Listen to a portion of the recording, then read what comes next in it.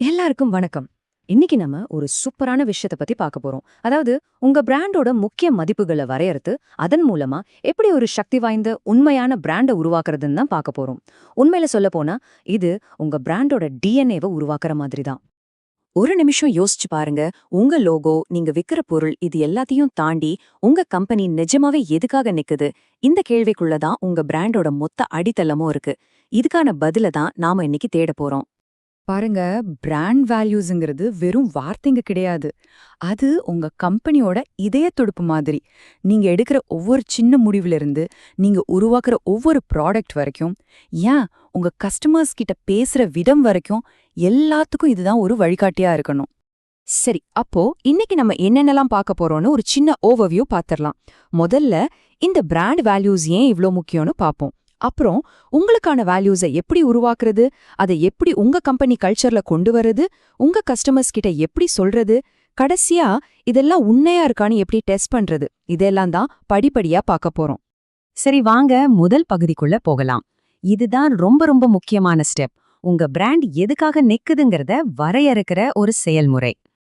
அப்போ பிராண்ட் வேல்யூஸ்னா என்ன? சிம்பிளா சொல்லணும்னா, இது உங்க பிசினஸை இயக்குற ரூல்ஸ் மாதிரி.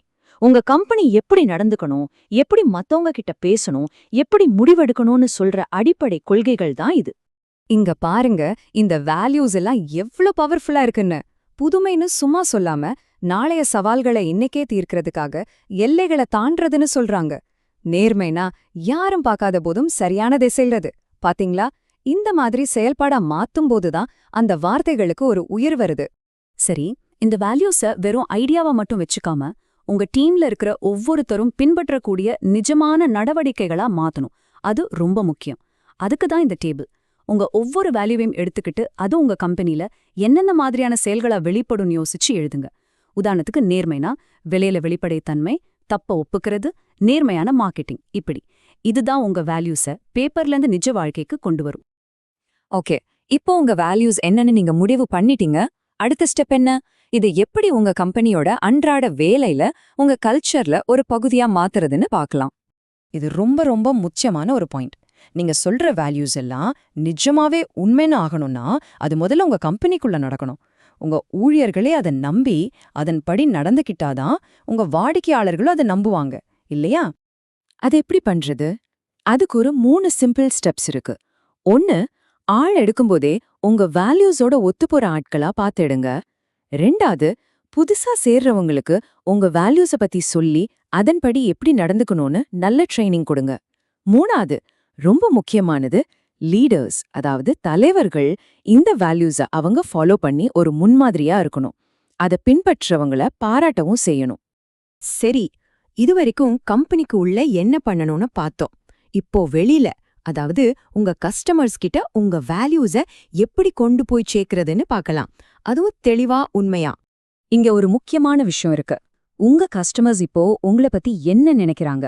உங்க செயல்களை வச்சு அவங்களுக்கு ஒரு கருத்து இருக்கும் இல்லையா?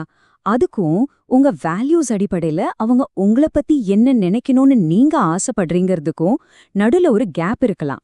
அந்த இடைவெளியை குறைக்கிறது தான் உங்க டார்கெட். அப்போ உங்க வேல்யூஸ் எங்கெல்லாம் தெரியணும்? எல்லா இடத்துலயும்.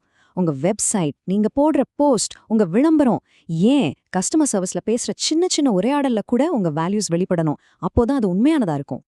இப்போ நாம ஒரு முக்கியமான கட்டத்துக்கு வந்திருக்கோம். நீங்க செட் பண்ண வேல்யூஸ் எல்லாம் உண்மையிலே வேலை செய்தா அது உண்மையானதான்னு செக் பண்ற ஒரு டெஸ்ட். இத உங்க வேல்யூஸ்க்கான ஒரு லிட்மஸ் டெஸ்ட்னு கூட சொல்லலாம். உங்களையே இந்த 3 கேள்விகளை கேட்டு பாருங்க. 1, இது உண்மையானதா? அதாவது நீங்க தினமும் இதன்படிதான் வாழ்றீங்களா? 2, இது ஒரு தாக்கத்தை ஏற்படுத்துதா? உங்க கஸ்டமர்ஸ், உங்க ஊழியர்கள் மனசுல இது பதியுதா? 3, இது பொருத்தமானதா? உங்க பிசினஸோட குறிக்கோளோட இது ஒத்து போகுதா? இந்த 3 கேள்விக்கும் உங்க பதில் ஆமான்னு இருந்தா நீங்க கரெக்டான பாதையில போறீங்கன்னு அர்த்தம். சோ இந்த முழு பகுப்பாய்வோட முக்கியமான கேள்வி இதுதான். உங்க பிராண்ட் வேல்யூஸ் வெறும் வார்த்தைகளா இல்லாம உங்க கம்பெனிக்கு உள்ளேயும் சரி வெளியிலயும் சரி தெளிவா ஒரே மாதிரியா செயல்படுத்தக்கூடிய செயல்களா இருக்கா? இத பத்தி நீங்க கண்டிப்பா யோசிக்கணும். ஏன்னா இதுதான் உங்க பிராண்டோட எதிர்காலத்தையே தீர்மானிக்க போகுது. உங்க பிராண்டோட உண்மையான டிஎன்ஏவை இன்னைக்கே உருவாக்க ஆரம்பிங்க.